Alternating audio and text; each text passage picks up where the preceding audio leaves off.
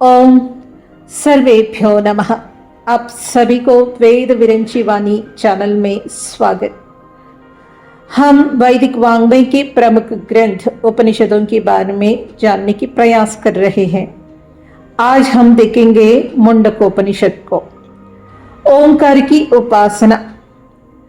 इति एतत् अक्षरमिदं सर्वं तस्योपव्याख्यानं भूतं भवत् भविष्यदिति सर्वमोंकार एव यच्चान्यत् त्रिकालातीतं तदप्योंकार एव। ओम यह एक छोटा सा अक्षर है, परंतु निखिल संसार इसी एक अक्षर की व्याख्या है। भूत, वर्तमान, भविष्यत सब ओंकार का ही विस्तार है। जो भूत, वर्तमान तथा भविष्यत इन तीनों कालों में नहीं समाता, जो त्रिकालातीय है, वह भी ओंकार का ही प्रसार है।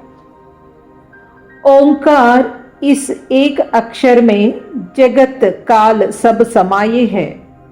ओंकार इस एक अक्षर में जगत काल सब समाये हैं। कालातीत जो कुछ है ऋषि वह भी ओंकार बताए हैं। कालातीत जो कुछ है ऋषि वह भी ओंकार बताए हैं। सब ओंकार की महिमा है। ओम ही केवल एकाधार है। सब ओंकार की महिमा है। ओम ही केवल एकाधार है। तीन अवस्थाओं का द्योतक सर्वत्र व्यापक एक ओंकार है। तीन अवस्थाओं का द्योतक सर्वत्र व्यापक एक ओंकार है। आगे श्लोक देखेंगे। सर्वं हेतत् ब्रह्मायमात्मा ब्रह्मा सोयमात्मा चतुष्पात्। इसका अर्थ है यह संपूर्ण विश्व ब्रह्मांड ब्रह्मा है, अर्थात ब्रह्मा का विस्तार है।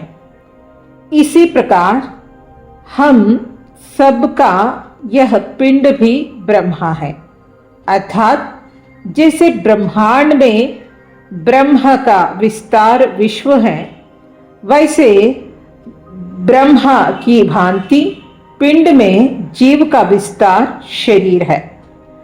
आत्मा के अर्थात ब्रह्मांड में ब्रह्मा तथा पिंड में जीवात्मा के चार पाद हैं, अर्थात इन दोनों की अनुभूति के चार स्थान हैं, चार जगह है जहां इन्हें पाया जा सकता है। कवितात्मक रूप में देखेंगे। ब्रह्मा शब्द से कहा है सब कुछ, ब्रह्मा ही तो यह आत्मा है। ब्रह्म शब्द से कहा है सब कुछ, ब्रह्मा ही तो यह आत्मा है। जीवात्मा तो पिंड में रहता ब्रह्मांड में रहता परमात्मा है। जीवात्मा तो पिंड में रहता ब्रह्मांड में रहता परमात्मा है। और इसके आगे जागृत, स्वप्न, सुषुप्ति का वर्णन बहुत अच्छी तरह इस उपदेश में हमको मिलेगा। जागरित स्थानो बहिः प्रज्ञः सप्तांग एकोनविंशति मुखः स्थूलभुक् वैश्वानरः प्रथम पादः। अर्थात प्रज्ञा जब विकास की तरफ चल पड़ती है तब अंदर से बाहर की ओर चलती है। अतः विकसित सृष्टि के रूप में वह बहिप्रज्ञा कहलाता है। जैसे जीवात्मा के जागृत स्थान में आ बैठने पर सिर, आंख, कान, वाणी, फेफड़े, हृदय तथा पांच ये 7 अंग हैं, वैसे ब्रह्मा के विकसित सृष्टि के रूप में प्रकट होने पर अग्निर्मूर्धा चक्षुषी चंद्र सूर्यौ दिशः स्तोत्रे वाग्विवृताश्च वेदाः वायुः प्राणो हृदयं विश्वमस्य पद्भ्यां पृथिवी ह्येषा सर्वभूतांतरात्मा। ये मुंडकोपनिषद में आने वाला श्लोक है। इसका मतलब है अग्नि सिर है, सूर्य चंद्र आंखें हैं, विश्वात्मा नहीं, दिशाएं कान है, वेद वाणी है, वायु फेफड़े है, विश्व हृदय है, पृथ्वी पाँव है। जीवात्मा की तरह ब्रह्मा के भी बहिप्रज्ञावस्था में ये 7 अंग है। अतः जागृत स्थान में जीव तथा ब्रह्मा दोनों को सप्तांग कहा है। अंगों का काम संसार का भोग करना है। भोग का प्रतिनिधि मुख है जिससे खाया जाता है। जीवात्मा के पास भोग के 19 साधन है। इसके 19 मुख हैं जिनसे यह संसार को भोगता है। 5 ज्ञानेंद्रिय, 5 कर्मेंद्रिय, 5 प्राण, ये 15 बाह्यकरण तथा 4 अंतःकरण, वो है मन, बुद्धि, चित्त, अहंकार, सब मिला के 19 मुख हैं जिनसे जीवात्मा संसार का भोग करता है। ब्रह्मा भी संसार के संपूर्ण प्राणियों के इन 19 मुखों से जागृत स्थान में बैठकर बहिप्रज्ञावस्था में जीवात्मा की तरह इन प्राणियों द्वारा स्थूल संसार का भोग कर रहा है। इसलिए वह भी स्थूल मुख है। जागृत स्थान में बैठा हुआ जीवात्मा विश्व के व्यष्टि रूप अर्थात एक एक व्यक्ति रूप नर नारी के रूप में है। इसलिए जीवात्मा की यह अवस्था वैश्वानरा कहलाती है। ब्रह्मा भी बहिप्रज्ञावस्था में समिष्टि रूप नर नारायण के रूप में ही प्रकट होता है, अर्थात सब नर नारियों के अलग अलग शरीर मिलाकर उसका एक विश्व शरीर बनता है जो वैश्वानर है। अतः ब्रह्मा की इस अवस्था को भी वैश्वानरा ही कहा जाता है। इसी विषय को कवितात्मक रूप में देखेंगे। जागृत, स्वप्न, सुषुप्ति और तुरीया, ये 4 ठिकाने हैं। जागृत, स्वप्न, सुषुप्ति और तुरीया, ये 4 ठिकाने हैं। ब्रह्म जीव ये क्या है, यदि रहस्य तुम्हें ये पाने हैं। ब्रह्मा जीव ये क्या है, यदि रहस्य तुम्हें ये पाने हैं। बहिर्चेतना जब इनकी होते ये जागृत स्थान में।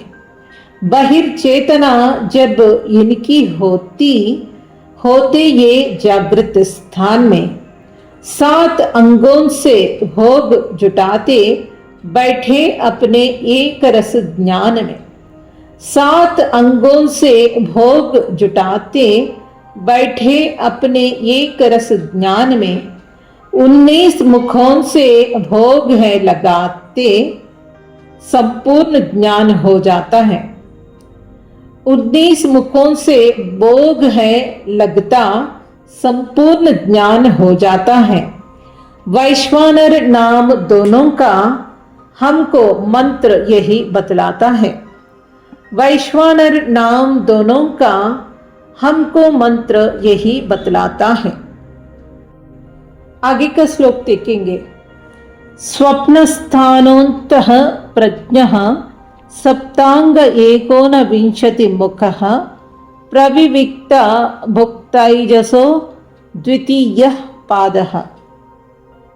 अर्थात आत्मा अर्थात जीवात्मा तथा ब्रह्मा का द्वितीय पाद है। द्वितीय स्थान वह है जिसे हम शरीर तथा प्रकृति की स्वप्नावस्था कहते हैं। शरीर की स्वप्नावस्था तभी होती है जब जीवात्मा जागृत स्थान से हटकर वहाँ क्रिया ना करके स्वप्न स्थान में क्रियाहीन हो जाता है। शरीर की जब स्वप्नावस्था होती है तब जीवात्मा का स्वप्न स्थान होता है।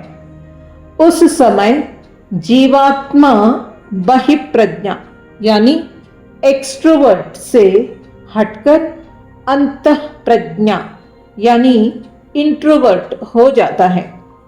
बाहर से उसका ध्यान हटकर अंदर की तरफ चला जाता है। बहिप्रज्ञावस्था में वह अपने सप्तांग शरीर से सिर, आंख, कान, वाणी, फेफड़े, हृदय, पाँव से और 19 मुख से भोग के साधन 19 उपकरणों से संसार का भोग करता था।